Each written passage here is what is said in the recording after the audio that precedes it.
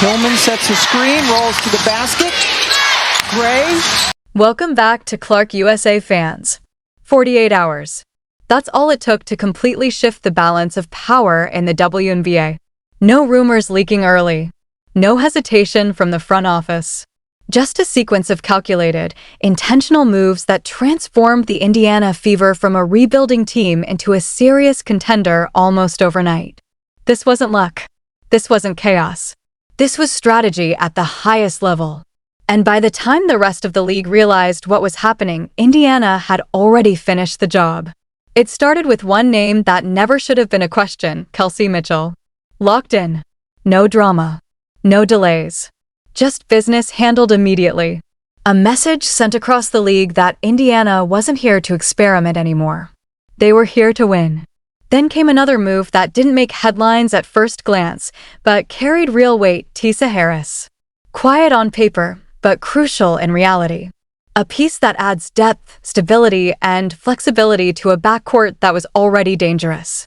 And just when fans thought they understood the direction, Lexie Hull reappeared, not through a formal press release, but through a moment that spread faster than any official announcement ever could. It wasn't just news. It was momentum. At the center of everything stood Caitlin Clark. Watching, reading, calculating every move before choosing her moment to speak. Because this wasn't just free agency. This was coordination. This was chemistry being built with intention. Every decision connected. Every move aligned. This wasn't about the future. This was about right now. And by the time other teams started asking questions, Indiana already had answers. So now the real question isn't what they're building. The real question is who's ready to deal with it. Let's start where Indiana started. Kelsey Mitchell. Before the headlines, before the hype, before the roster moves started stacking up, the Fever made sure to take care of the player who had already given them everything. And that matters more than people realize. Because what does it actually mean to re-sign a player who stayed through the worst of it? A player who endured a 5-win season when she could have walked away and found a better situation somewhere else? That's not just loyalty. That's foundation. Kelsey Mitchell didn't just play for Indiana, she carried Indiana. Through losing seasons. Through empty arenas. Through games that were decided long before the final buzzer. She kept showing up. She kept producing. She kept competing. And she never once made noise about leaving. You won't find that in a stat sheet. But it's the reason this team exists in its current form. By the end of the 2025 season, Mitchell wasn't just good, she was historic. Second all-time in franchise scoring. First in points per game. First in three-pointers made. An all-star. First team All-WNBA. Fifth in MVP voting. Averaging over 20 points per game while shooting at an elite level. But even those numbers don't tell the full story. Because before Caitlin Clark arrived, Mitchell was doing all of this without the structure, without the spacing, without the system built to elevate her. She was producing in chaos. Now imagine what happens when chaos turns into chemistry. That's exactly what 2025 became. The moment Clark stepped onto the court, everything changed. The floor opened. The pace shifted. The game became easier, but also more dangerous for everyone else. And suddenly, Mitchell wasn't carrying the offense anymore. She was thriving inside it. She finished third in league scoring, led the WNBA and made three-pointers, shot 40% from beyond the arc. And alongside Clark, she became part of the most dangerous backcourt duo in the league. Because here's the reality no defense wants to admit: there's no correct answer when both of them are on the floor. Collapse on Clark? Mitchell is wide open, already in shooting motion before the defense can recover. Step out on Mitchell? Clark has a clear lane to the basket and the vision to find every weak spot on the floor. Try to balance both? That's when Clark picks you apart with passes that arrive before defenders even realize they're out of position. It's not just offense. From downtown. It's pressure. Constant, relentless pressure. The numbers backed it up in 2025. When Clark and Mitchell shared the court, Indiana's offensive rating skyrocketed to one of the highest levels ever seen from a backcourt duo. Defensive schemes failed. Double teams failed. Switching failed. Nothing worked. The only thing that stopped them was time running out. So when Indiana re-signed Mitchell on day one of free agency, it wasn't just a contract. It was a statement. A reward for loyalty that was never demanded, but always given. A one-year supermax deal. $249,244. The highest paid player in franchise history. But the most important detail? 1 year. Not 3. Not 4. 1. Because that kind of decision tells you everything about where this team believes it is right now. Players who want security sign long-term deals. Players who believe they're about to win bet on the present. Mitchell chose now. Indiana chose now. Both sides are all in on 2026. And Mitchell didn't come back to rebuild. She came back to finish. Now add another layer to the story, because Indiana didn't stop there. Enter Monique Billings. This is the kind of move casual fans overlook until it's too late. Because Billings isn't just another addition. She's a perfect fit. A player whose skill set doesn't just complement Clark, it amplifies her. And the most important part? This isn't hypothetical chemistry. It's already real. Billings and Clark have already shared the court in high-pressure, real-game situations. Not practice. Not projections. Actual competition. And from the very first possession, something clicked. Clark found her. Again and again. Perfect passes through tight windows. Timing that can't be taught. Buckets that looked effortless, but only existed because of elite vision meeting elite positioning. That's when you know it's not random. That's when you know it's real. Billings' journey to this moment matters too. Drafted 3rd overall in 2018 after a dominant college career at UCLA, she built her game through years of grinding. Atlanta, Connecticut. Learning systems. Adapting roles. Understanding what winning actually requires at the highest level. She's not just talented. She's experienced. And when she became a key piece for Golden State's expansion roster, she proved she could do more than contribute. She could start, produce, and impact games consistently. But everything changed when she stepped on the court with Clark representing Team USA. That's where the vision became reality. From the opening moments, Clark was threading passes through defenders like they weren't even there. And Billings was finishing them with precision. No hesitation. No adjustment period. Just instant connection. That kind of chemistry can't be manufactured. And now, it's coming to Indiana. So step back and look at the full picture. A generational playmaker in Caitlin Clark. An elite scorer and proven leader in Kelsey Mitchell. A rising, perfectly complementary frontcourt presence in Monique Billings. Depth pieces that fill gaps instead of creating them. And a front office that's no longer waiting, it's acting. This isn't a rebuild anymore. This is a team that knows exactly who it is. And the rest of the league? They're already behind. Because while everyone else is still figuring things out, Indiana has already built something real. Something dangerous. Something ready. So the final question isn't whether the Fever are contenders. The final question is simple. Who's ready to stop them? Fire. Morrow for 3. Bottoms up. And this is where everything starts to feel less like coincidence and more like design. Because when Monique Billings stepped onto the court with Caitlin Clark, it didn't take weeks. It didn't even take quarters. It took one possession. Her first points ever in a USA basketball uniform came directly off a Caitlin Clark assist. And that moment? That wasn't random. That wasn't luck. That was two players whose games naturally fit together at a level most teams spend years trying to build. Clark sees the floor faster than anyone in the league. Not just vision, anticipation. She's making decisions before defenders even realize they're in the play. And Billings? She's the exact type of finisher who punishes that split-second hesitation. Strong at the rim. Efficient. Decisive. No wasted motion. You give Clark a target like that, and defenses don't just break, they collapse. And here's the detail that makes this even more dangerous. Stephanie White didn't hear about this chemistry from a highlight clip or a stat sheet. She saw it live. Up close. Possession by possession. Because she was right there. On the Team USA coaching staff. Watching every read. Every pass. Every finish. She didn't guess the fit. She studied it. She watched the pick and roll develop in real time. She saw how naturally Billings moved into space, how easily Clark trusted her, how quickly that connection turned into points. And the moment free agency opened, Indiana moved. Day 1. No hesitation. Because when you see something real, you don't wait. But the connections don't stop there, and that's what makes this even more powerful. Billings isn't walking into a locker room full of strangers.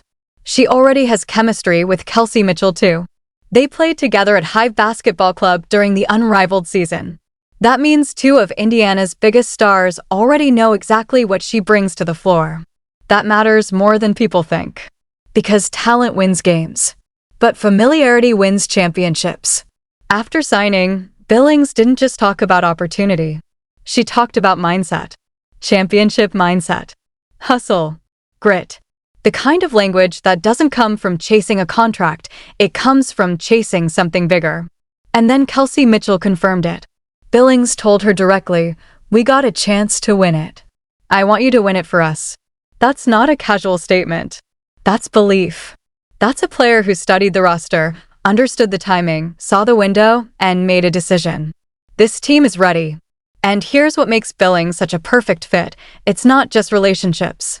It's how effortlessly she fits into the system. She doesn't need the ball to be effective. She doesn't slow the offense down. She doesn't clog the paint waiting for touches. In 2025, she converted 81% of her shots from 0 to 3 feet. 81%. That's not just efficiency, that's reliability. When she gets the ball near the rim, it's over. No extra dribbles. No hesitation. No wasted movement. Just clean, controlled finishes. And in a system built around Caitlin Clark pushing the pace, attacking early, and finding teammates before defenses can recover, that kind of player is priceless. Billings runs the floor relentlessly. She moves without the ball. She sets strong screens. She creates space for shooters. She draws defenders inside and can still step out and knock down shots when needed. She doesn't interrupt the system. She completes it. Indiana didn't just add a power forward. They added the missing piece that makes everything else work. But here's where things take a completely different turn. Because the next move didn't come through a press release. Didn't come through ESPN. It came through TikTok. Picture this. Caitlin Clark and Lexie Hull standing at Augusta, Georgia. At the Masters. Not in a locker room. Not in a press conference. At a golf tournament. And instead of making a formal announcement, they hit record.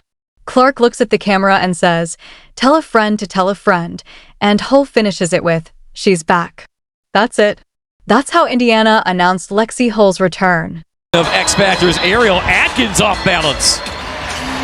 No corporate messaging. No staged graphics. Just 2 teammates confirming the news in the most natural, Gen Z way possible. And instantly, it exploded. Because it wasn't just information, it was energy. It felt real. It felt personal. And it pulled the entire fan base into the moment. But beyond the viral moment, let's talk about what Lexie Hull actually brings to this team. Because on paper, her contract looks simple. In reality, it's one of the smartest moves Indiana could make. Hull is toughness. Pure and simple. 2 black eyes. Elbows to the face. Hits that would sideline most players for weeks. And she kept playing. Not because she had to. Because that's who she is. She doesn't disappear when the game gets physical. She doesn't fade when opponents target her. She leans into it. Competes through it. Delivers anyway. And for a team built around Caitlin Clark, that kind of wing player is essential. But she's not just grit, she's production too. Hull can guard multiple positions, the 2, the 3, even the 4 when needed. That gives Indiana flexibility most teams struggle to find. And offensively, she's elite in her role. Over the last 2 seasons, she's shooting 40% from 3-point range. Among players with at least 200 attempts, that puts her in one of the most exclusive groups in the entire league. She spaces the floor. She defends. She moves without the ball. She impacts the game without demanding it revolve around her. And when she said, "Indy has been my home, and we still have unfinished business," that wasn't PR. That was purpose. That was a player choosing less money for a bigger goal. But then, Caitlin Clark did something that took everything to another level. In the comments of that same TikTok, she tagged Sophie Cunningham, and instantly fans noticed. Hull dropped a camera emoji. Cunningham fired back, "No invite is crazy. You two better make up for this horrible TikTok." That's not how someone talks when they're unsure about their future. That's how someone talks when they're already part of the plan. And just like that, the puzzle pieces became clearer. Clark, Hull, Cunningham. A trio forming in real time, without a single official announcement. Indiana let the moment breathe. Let the anticipation build. Because they already knew what was coming next. And this is where Caitlin Clark separates herself from everyone else in the league. She's not just the best passer on the court. She's the best recruiter off it. Think about what she just did. In one TikTok, she confirmed a signing, teased another move, ignited the fan base, and generated more attention than most teams create in an entire off-season. She turned a simple announcement into an event. She turned a comment section into breaking news. And she did it casually, standing at a golf tournament like it was nothing. That's not just star power. That's influence. That's understanding that building a championship team isn't just about talent. It's about creating something players want to be part of. And right now, every player in the WNBA is watching Indiana. Watching how this is unfolding. Watching how this team is being built. And wondering what it would feel like to be part of it. Because while other teams are reacting, Indiana is planning. While others are thinking short-term, Indiana is playing chess. And here's the part that makes it even more interesting. By the time day 2 of free agency was about to begin, Sophie Cunningham's deal was already done. The ink wasn't just drying. It was basically dry. Indiana knew. They just weren't ready to say it yet. Because timing matters. And when you're building something this big, you don't just make moves. You control the moment they land. Fire. Baked it in! She can't believe it! So here's the question that had everyone thinking. If Sophie Cunningham's deal was already done, if the numbers were agreed, if both sides knew she was coming back, then why didn't Indiana announce it on day 1? Why hold it back? Why wait, when every other move was being rolled out instantly? Because this front office isn't reacting. They're calculating. While the headlines were being written, while fans were celebrating the early moves, Kelly Krauskopf and Amber Cox were doing something far more important behind the scenes. They were running the numbers. Not just for one player. Not just for one move. For everything. Because 2 names were still on the table.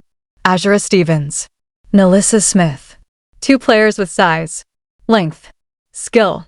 Exactly the kind of frontcourt presence that every contender looks to add next to Aaliyah Boston. On paper, either one of them could have been the move that pushed Indiana over the top. Stevens, a 6 feet 6 inches forward with the ability to stretch the floor, shooting nearly 38% from 3 on real volume. A modern weapon. A matchup problem. Smith, a versatile stretch 4 who can create mismatches, score inside and out, and give defenses a completely different look. On the surface, perfect fits. But championships aren't built on surface-level decisions. They're built on discipline. Because here's the reality that separates smart teams from desperate ones: fit matters more than talent, when talent already exists. Both Stevens and Smith wanted max-level contracts. And Indiana had a decision to make. Do you break your system to add more talent? Or do you protect your system because it already works? Because once you commit max money to a player who doesn't perfectly fit your structure, you're not just adding them, you're limiting everything else you can do. You lose flexibility. You lose options. You lose the ability to adjust when it matters most. And Indiana? They refused to make that mistake. Stevens went to Chicago. Smith signed a 3-year max deal with Dallas. And from Indiana's perspective, those weren't steals. They were overpays. Not because those players aren't talented, but because they don't align perfectly enough with what Indiana is building to justify that kind of investment. That's the difference. Other teams saw opportunity. Indiana saw risk. And they walked away. That decision didn't make headlines, but it changed everything. Because the moment they walked away, cap space opened up. Flexibility returned. And now, They could finalize Cunningham's deal without sacrificing the rest of the roster. And when that deal finally became official, it told its own story. Sophie Cunningham didn't just sign. She chose. She chose Indiana at a team-friendly number. She chose less money for a bigger opportunity. Because a player coming off a 12.1 points per game season, a player with her skill set, her toughness, her versatility, she could have gotten more on the open market. Easily. But she didn't chase the highest offer. She chased the right situation. She bet on this team. She bet on this moment. And most importantly, she bet on Caitlin Clark. Because when you look at what Indiana has now in the backcourt and on the wings, it's not just talent. It's identity. Clark, Mitchell, Hull, Cunningham, Tisa Harris. Every single player understands their role. Nobody is overlapping. Nobody is fighting for touches. Nobody is disrupting the flow. And that doesn't happen by accident. That happens by design. Tisa Harris, for example, she's not here to take over games. She's here to stabilize them. A hometown player from Noblesville, Indiana, just miles away from Indianapolis. This isn't just another contract for her. This is personal. She plays with control, with pace, without ego. And when Clark sits, her job isn't to reinvent the offense. Her job is to keep it alive. That's discipline. That's awareness. That's exactly what winning teams need. Even the smaller moves, like bringing back veteran DeWanna Bonner on a minimum-type role, aren't random. They fill gaps without breaking structure. They add experience without taking away opportunity. Final 1 second, Mabry lets it fly. But here's the truth Indiana understands better than anyone. 5 guards don't win championships. Aaliyah Boston can dominate the paint. Monique Billings can run the floor and finish. But they can't do everything. Not for 40 minutes a night. Not through foul trouble. Not through injuries. Last season exposed that reality. Whenever depth became an issue, the front court struggled. Not because of lack of effort. Not because of lack of talent. Because of lack of options. And that's the one problem Indiana refuses to carry into 2026. So now the focus shifts. One more move. One more piece. And the names being discussed? Each one represents a different solution to the same problem. Rebecca Allen, floor spacing, length, versatility. Tiara McCowan, size, interior presence, physical dominance. Brianna Turner, defense, energy, elite screening. Megan Gustafson, a highly efficient finisher who thrives without needing the offense to revolve around her. And that last name keeps coming up for a reason. Because in a system built around Caitlin Clark, you don't need players who demand the ball. You need players who deliver when they get it. Gustafson fits that perfectly. She doesn't slow the game down. She doesn't require plays to be called for her. She moves. She finishes. She stays ready. And when Clark finds her, it's points. Simple as that. Turner brings something different, defense and toughness, without needing touches. Allen stretches defenses out. McCowan dominates physically inside. And here's the key difference. Indiana can actually choose. Because they didn't overspend. Because they stayed disciplined. Because they didn't panic in those first 48 hours. Other teams? They're filling out rosters with minimum contracts now. Indiana? They still have real money. Real options. Real control. So imagine this version of the Fever in 2026. Clark pushing the pace, controlling the game. Mitchell spacing the floor, punishing every defensive mistake. Hull and Cunningham locking in defensively and hitting timely shots. Billings running in transition, finishing everything around the rim. Boston anchoring the paint, dominating the glass. And one final frontcourt piece. Either stretching the floor or protecting the rim, depending on what the moment demands. That's not just a roster. That's a system. That's balance. That's a problem no contender wants to face in a playoff series. So step back and look at the pattern. This wasn't a spending spree. This was alignment. Kelsey Mitchell, loyalty rewarded. Lexie Hull, sacrifice for the mission. Tisa Harris, precision and control. Monique Billings, perfect fit. Sophie Cunningham, belief in the vision. And at the center of it all, Caitlin Clark. Not just leading, Not just performing, but shaping everything. Every move tightened the circle. Every decision sharpened the goal. And here's the part that should make the entire WNBA uncomfortable. They're not done. One roster spot still open. One final decision left. One move that could take this team from contender to inevitable. Because what Indiana has built isn't just talent. It's timing. It's chemistry. It's belief locked in before the season even begins. Empires in this league don't collapse overnight, but they do get replaced. And if this is what Indiana accomplished in just 48 hours, what happens when they have an entire season to execute? So now the question isn't whether the Indiana Fever are ready. The question is this: when the moment finally arrives, will the league recognize the shift? Or realize it too late? Fire.